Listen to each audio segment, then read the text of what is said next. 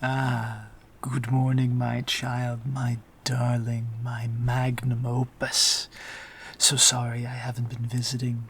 Daddy's been very busy. So many projects to work on, but don't worry, you are still my favorite. My, it's only been a few days, yet you've very clearly grown. The growth hormones are working, I see. How splendid. I'm glad to see that you're looking so healthy. I'll admit I had my doubts about growing a brand new life form in a tank. It sounded like such a long, laborious process, and, well, it is. But it's clearly worth it. Trying to go the Frankenstein route and patch you together would have just been so sloppy. Now, I just need to perform a little checkup. You don't have to do a thing. Not that you could. You're still very much in stasis, so just relax.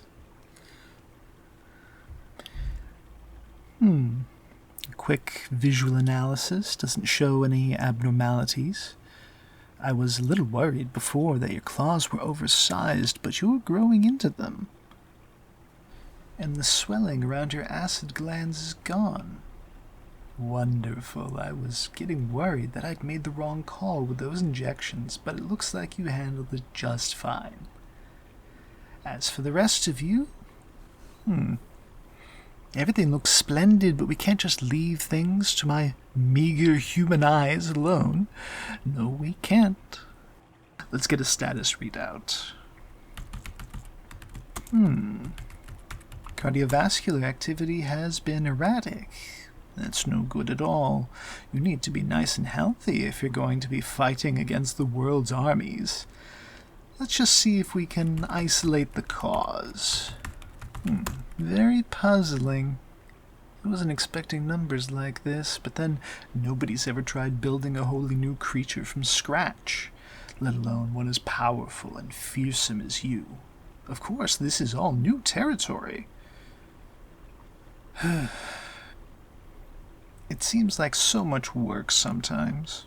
Being evil, that is. Not many people do it deliberately like I do.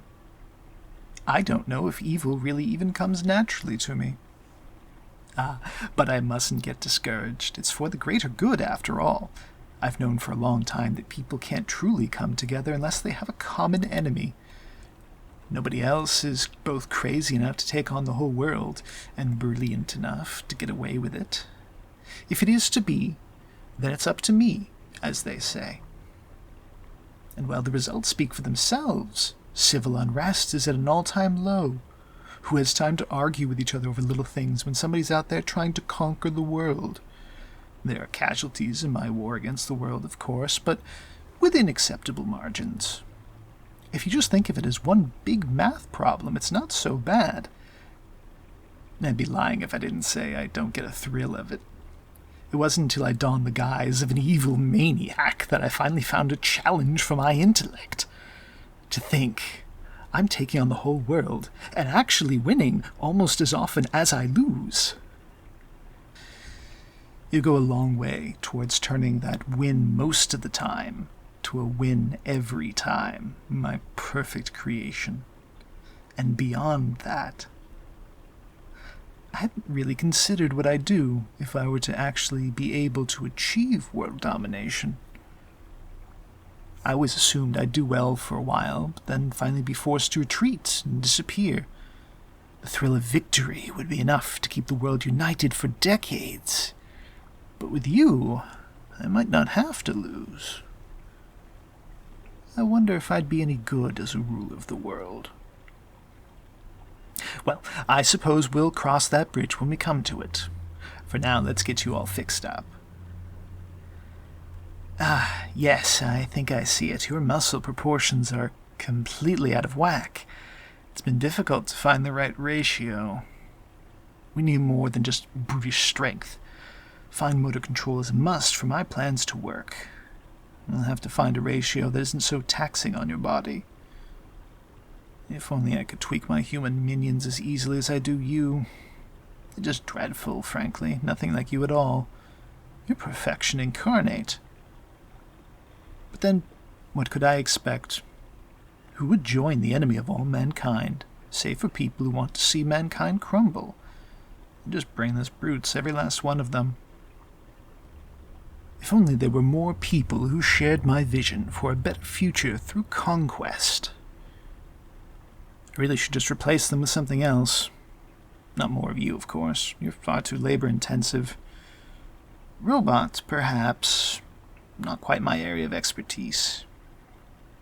I suppose it couldn't be that hard to whip up something superior to those louts, though.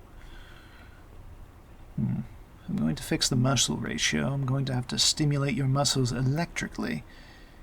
This won't be very pleasant, my dear. Believe me, it will hurt me more than it hurts you.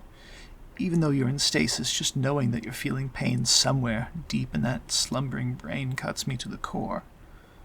But I must, for your sake.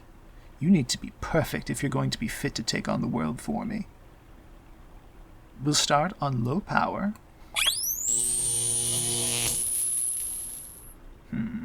Not enough, I think.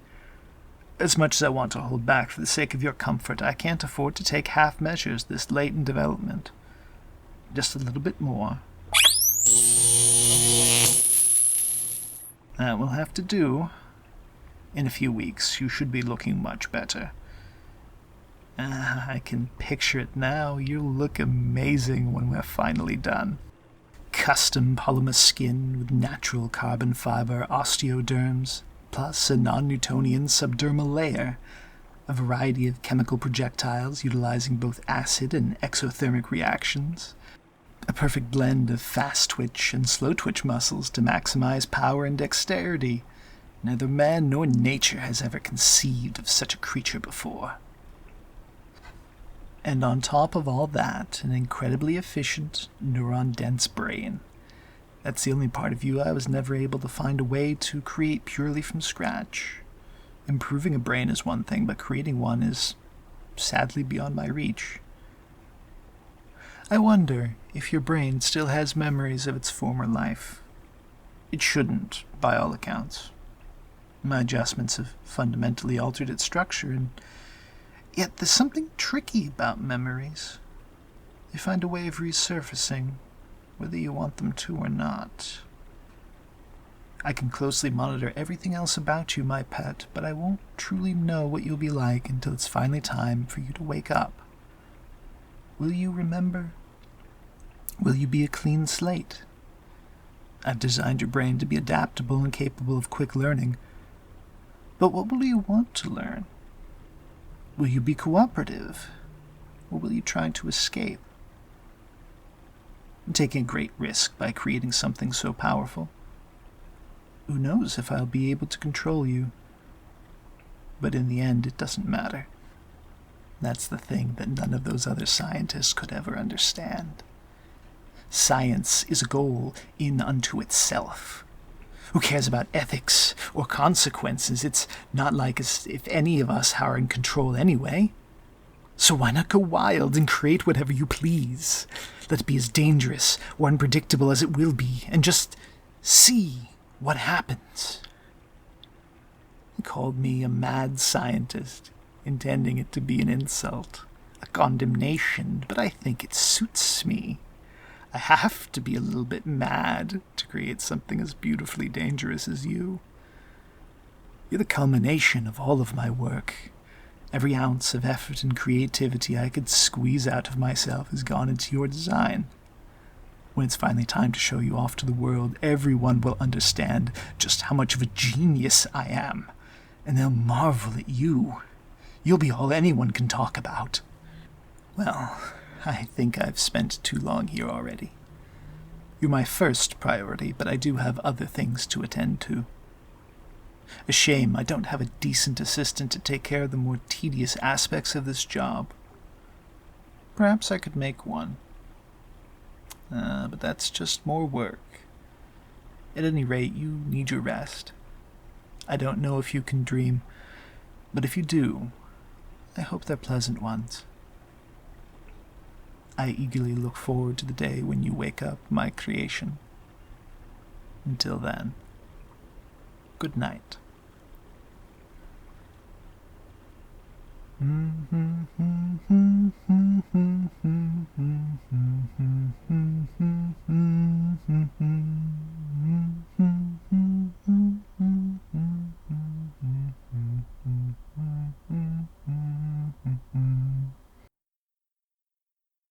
Hey all, Iskandar here. Been a while since I've done one of these outros, but this video is a bit special.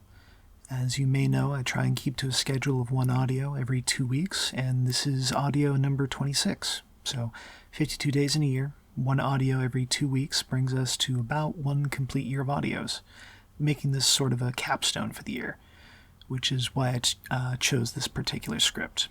The Mad Scientist was one of my favorite characters to play, and were the first of my videos that started gaining some traction. So I picked this script from the same author, which feels like sort of a pilot or prototype for that series.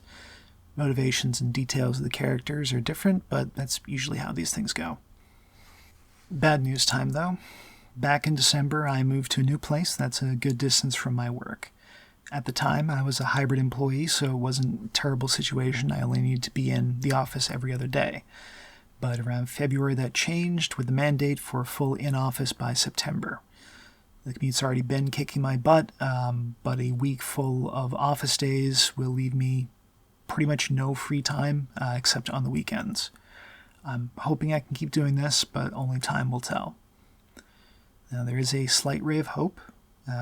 Recent events at work have given my team a bit more leverage. We've demonstrated we don't really need to be in the office to get things done, and not having to commute back and forth means we're a lot more willing to, come in early, stay late, because you know what? It's better than, sitting in the car, sitting on the train. We get to be active and, make extra money. So hopefully we can use this leverage to secure, an exception and remain on hybrid. But either way, we'll see in the next coming months. Either way this works out, though, I'd just like to thank all of you, commenters, lurkers, subscribers, drive-by viewers, and everyone else for coming to my channel. When I started out just under a year ago, I didn't expect much. I figured I'd get a few views here and there, but I'm doing way better than I expected. As of recording, I'm sitting at 65 subscribers, and that is 65 more than I ever hoped I'd get. 65 more than I ever thought would enjoy listening to the sound of my voice and my amateur attempts at voice acting. So from the bottom of my heart, thank you all. But that's enough babbling. This is Iskandar ASMR, signing off.